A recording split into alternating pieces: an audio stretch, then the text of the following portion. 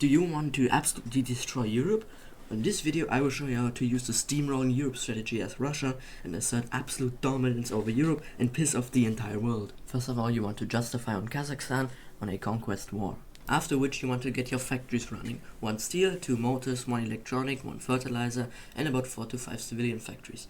And pro tip, you can place them on big cities so you have more paid workers and earn money through resources. Okay, so you want to start immediately by annexing Kazakhstan using the 390k stakes in your homeland.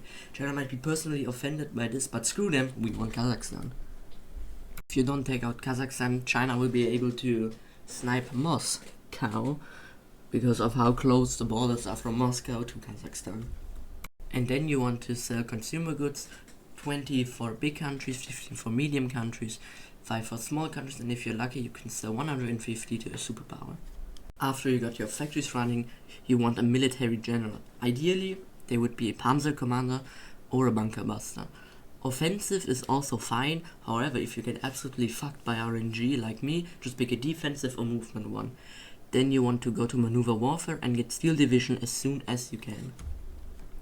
Then if you have good luck, you want to get a chief judge and a general of the army. However, if you are even more lucky, which is really criminal, you would get more leaders such as educational ministers, finance minister, or procurement ministers. Then you want to go into constitutional monarchy and get some other laws such as propaganda only. Then you want to declare war on these little baby nations right here called Estonia, Latvia and Lithuania, and you want to commit fucking war crimes and rob them. Alright, I'm gonna steal his money. This might work with Finland is taking care of his unit, and I'm just gonna steal his money. It's gonna be very good. Of course they're all players. It's literally every single nation is a player in this lobby. Are we gonna annex Kazakhstan?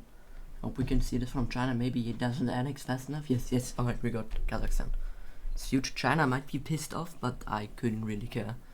Right, here we have Belarus invading Ukraine invading Belarus. We're gonna steal this money. Right, perfect. Now just get a few more factories built.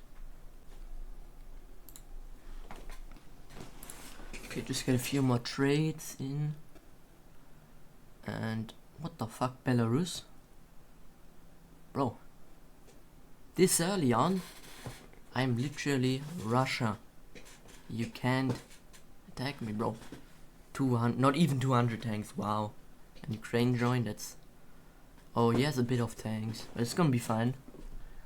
We just need to advance, make a few more tanks. Alright, so because of my mere existence, Ukraine and Belarus were like, fuck you, and declared war on me. They may have their forces with a lot of tanks, but our forces are bigger. If you need a simple strategy for this war, just get about 2,000 tanks, with 600 of which you will send to Belarus, and the other 1,400 to the Ukrainian border. Once you are at Ukraine, you're gonna occupy a city, then once Ukraine tries saving their dear friend from you invading them with your 600 tanks, you're gonna march straight with your 1,400 tanks into their capital and start sniping all of his square cities. If you have Belarus and Ukraine on 2 different wars, then lucky you, but it doesn't really matter, you still beat both. What you 100% don't want to do is send all of your tanks into entrenched troops from either Belarus or Ukraine, because when you send your troops to entrenched troops, they're gonna get their absolute shit beaten by the entrenched troops because they're a lot stronger. Even if you have 3 times more tanks, your tanks still might lose.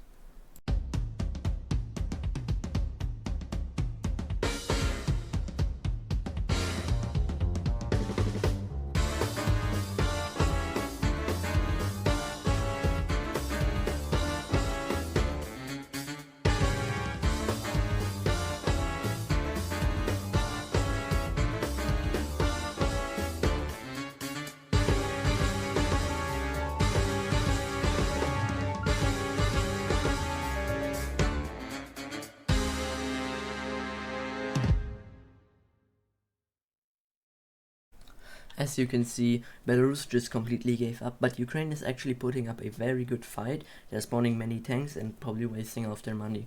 Now I have to snipe their square cities, and then you probably won't be able to spawn tanks anymore. Alright, so we finally took over Ukraine.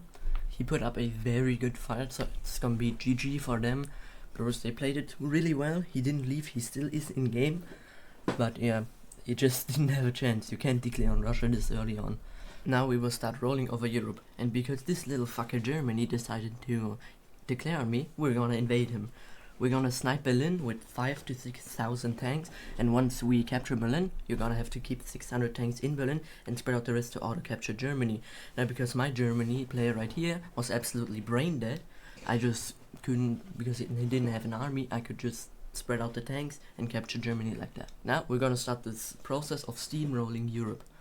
Now, you're gonna now pick any European power you don't like. For example, if Germany didn't declare on you, you're gonna choose Germany now, because Germany has a lot of value. What you're now gonna do, exactly like what I did, you make 5 to 6,000 tanks and keep your 800k infantry stack on Moscow with an aircraft factory and a fort. On your aircraft factory, you're gonna start building attackers, about 3 attackers and 2 fighters. Alright, now you're just gonna keep steamrolling more and more nations. You have to pick, there are 3 nations where you have to use a bit more strategy than just sniping the capital and expanding. The first one is the United Kingdom. For the United Kingdom, you have to build up a navy, probably 6 to 12 destroyers, depending on how well the UK player's navy is. So you can land your tanks in UK, snipe London, or get into the 3 square cities, capture them, force their troops out, and then get to London. Alright, the second nation you have to be aware of is Italy. Italy, you need a navy, just like in the UK, but you don't need as much. Probably 4 destroyers would be enough. When you go invading Italy, you don't want to go through the mountains, because the mountains, if you encounter troops that are entrenched in mountains, they will absolutely blow your shit away. Even armies 5 or 6 times stronger will get absolutely blown away by mountain entrenched units. You want to move through Albania and then put your destroyers right into between Albania and Italy, so you have control over the sea. Then you want to swarm his mainland with all your tanks, so he's unable to defend all of them. Then you want to either snipe a square city, so force him to move out, or directly snipe Rome. And then once you have Rome, you can just auto-capture Italy. The next challenging to invade nation is Turkey. When you declare on Turkey, you can get through the Black Sea to Ankara and land right there with a small navy. You only need like 1 destroyer, or if they don't have anything there, you can just get nothing. If they declare on you, you need to move through square cities down to Turkey. You need to move through Istanbul and then from Istanbul to Ankara. This is gonna absolutely stack up their war exhaustion and cause you to win.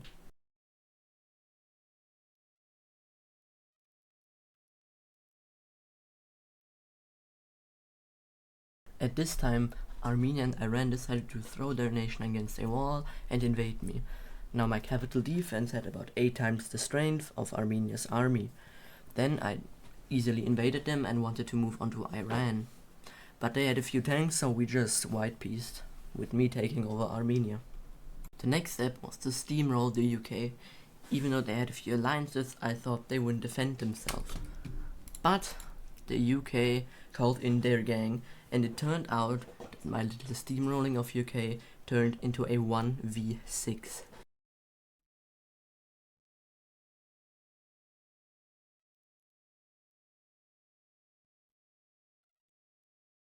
Alright, we got London. This is pretty good. Oh, what the? Alright, how are we doing here? Now, probably gonna wipe. What the fuck is happening down here? Alright, we're getting a lot of Britain. That is good. We have some Italian troops coming in. Alright, they did absolutely call that. Alright, bring over the fighters. Oh my god, there's so many Americans. This is gonna be difficult. This is really bad. This is like really bad. And Turkey as well, yeah, of course. In case you didn't know what just happened, Turkey and Italy and USA, the UK and Switzerland and Belgium attacked me. I was getting Turkey and Italy from the south, USA and UK through the west, Denmark through the north, Switzerland to the center, and Belgium was there, I guess. I called in my ally China, and this little fucker decided to not do anything but sent me 200,000 manpower while I was in debt. Yeah, thank you for nothing. Okay, so Italy was sending in their air force to mow down my troops. My strategy was to defeat these troops by sending in my own fighters, take out his bombers and his attacker planes. Turkey I was just gonna ignore. His mission was to snipe my capital, which he couldn't because there were 1,600 tanks and 800,000 manpower in there on a fort. which was really impossible to break through. Then the Americans, I decided to use my attackers, maybe get his war exhaustion high and cause him to collapse. But my main strategy was to force peace the UK as fast as possible, because when I force peace the UK, all the other people that started annexing me are gonna lose all the captured territory. It wasn't looking good. 6 superpowers attacking me. The USA did a great job at defending the UK to stop me from force peacing them. But then, the USA did one small mistake that changed everything. While I was accepting my defeat and giving up, wanting to cede my lands to the UK didn't respond. But then, due to me typing it in the chat, the USA white-peaced me. This meant that now the UK was no longer being defended, allowing me to do one final push.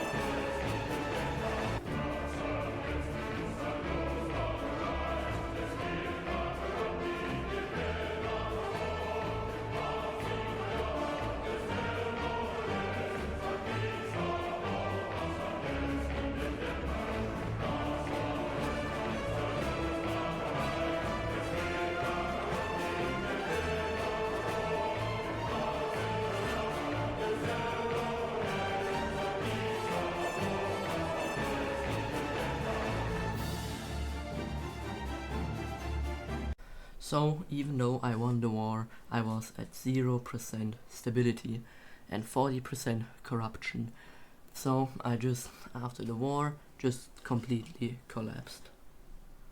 So, that's it. That's the Steamrolling Europe strategy. When you don't have a 1v6 fuck-all world war, then it should be pretty dang set in a very powerful Russia.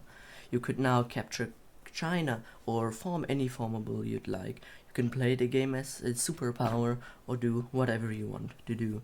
Well, I guess Russia gone into EU after all. So, thank you for watching, and by the way, this is my first video, so welcome to my channel. I would really appreciate it if you hit the subscribe button, as it would massively help this channel. Then, have a good one.